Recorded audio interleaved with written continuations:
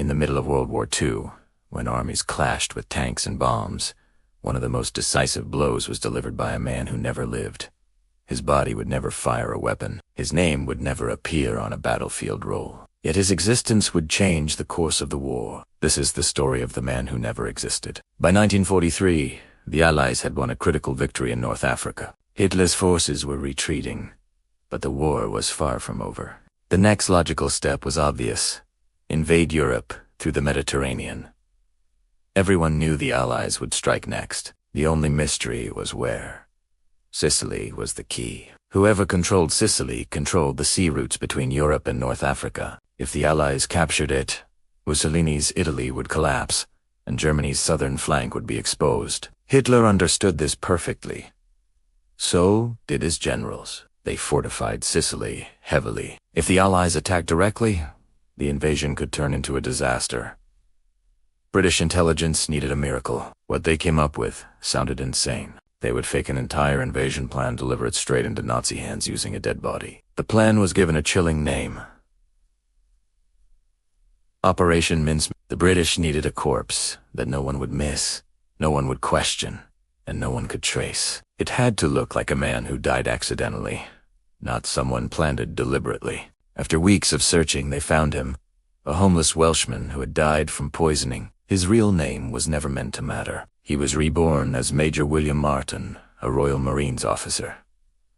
They built his life with terrifying detail. He had identity papers, military ID, personal letters, ticket stubs, and even a fiancée named Pam. She wrote him affectionate notes, complaining gently about his silence. There were receipts in his pockets, keys on arraign, and loose change, exactly what a living man would carry. Every item was chosen carefully. Too perfect would look suspicious. Too messy would look fake. Then came the most important piece. A sealed briefcase was handcuffed to his wrist. Inside were official-looking letters from high-ranking Allied officers.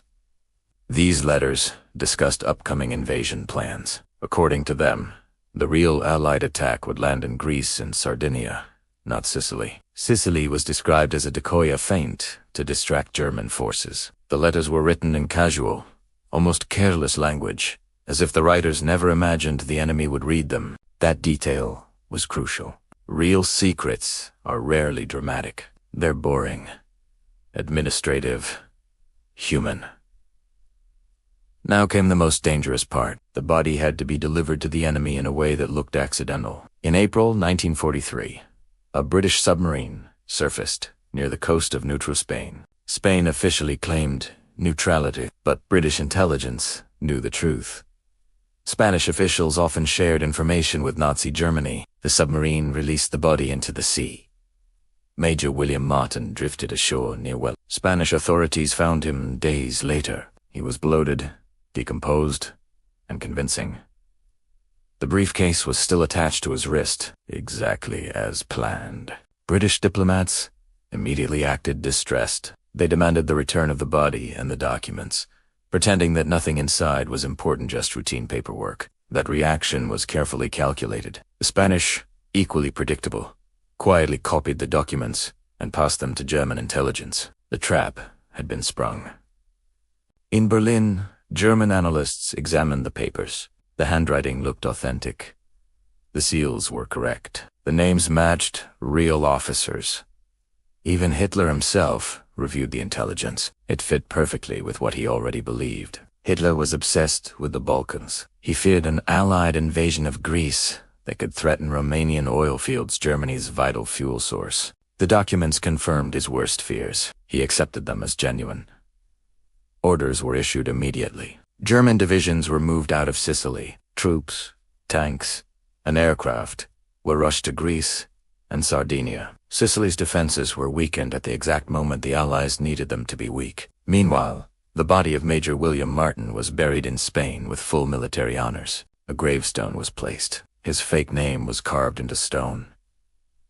Even in death, the illusion continued. Back in Britain, Allied planners waited anxiously. They monitored German troop movements, intercepted radio traffic, and watched carefully. Everything was going according to plan. Hitler had taken the bait. On July 10, 1943, Allied forces stormed the beaches of Sicily. Resistance was fierce but not overwhelming. German reinforcements were slow. Key units were missing. The island fell faster than anyone had expected. Within weeks, Mussolini was overthrown. Italy began its collapse, all because of a lie carried by a dead man. But the story did not end there, because the Allies had no way of knowing, at first, whether the Germans truly believed the deception or whether they were pretending to believe it. If Hitler suddenly realized the truth, the consequences could be catastrophic. The fate of the Mediterranean campaigning, perhaps the entire war still, hung in the balance. The man who never existed had played his part, but his greatest impact was still to come. When the Allied invasion of Sicily began, British intelligence held its breath. The beaches were taken faster than expected, but that alone was not proof that the deception had worked. Wars are unpredictable. Sometimes luck looks like strategy. What the Allies needed was confirmation or evidence that Hitler had truly believed in a man who never existed. That proof came quietly through intercepted German communications. Radio traffic revealed panic in the wrong places. German units were scrambling in Greece. Defenses in Sardinia were being reinforced. Sicily, the obvious target, was no longer the center of attention. Hitler had shifted his gaze exactly where the fake documents had pointed him. Operation Mincemeat had succeeded. Inside German headquarters, the papers found on Major William Martin were treated as treasure. Analysts debated them, scrutinized them, but could not explain away the small, human details, the love letters, the receipts, the casual tone of the official correspondence. The story felt real because it was built on the machinations of real life. Hitler accepted the intelligence completely. He ordered divisions redeployed, aircraft reassigned, and defensive plans Every decision weakened Germany's position in the Mediterranean, and none of it could be undone quickly. As Sicily failed, the consequences rippled outward. Mussolini's government collapsed under the shock of defeat. Italy, once Germany's ally, became its liability. German forces were now forced to occupy Italian territory themselves, stretching manpower already in short supply. Allied strategists watched this unfold with a mixture of relief and awe. A corps had achieved what entire bombing campaigns sometimes could not. Only after the war did the full truth emerge. Major William Martin never existed. His real name was Glyndwr Michael, a poor, forgotten man whose death had been given a purpose he could never have imagined. For decades, his role remained secret. Even his family never knew how he had changed history. The British government maintained the lie long after the war ended. His gravestone in Spain bore the false name, protecting the operation and honoring the story they had created. Only years later was his real identity quietly added, acknowledging the man behind the myth. Historians would later agree on something extraordinary. Without Operation Mincemeat, the invasion of Sicily would have been far bloodier, perhaps even delayed. That delay could have changed the timing of the invasion of Italy, the pressure on Germany, and the entire rhythm of the war in Europe.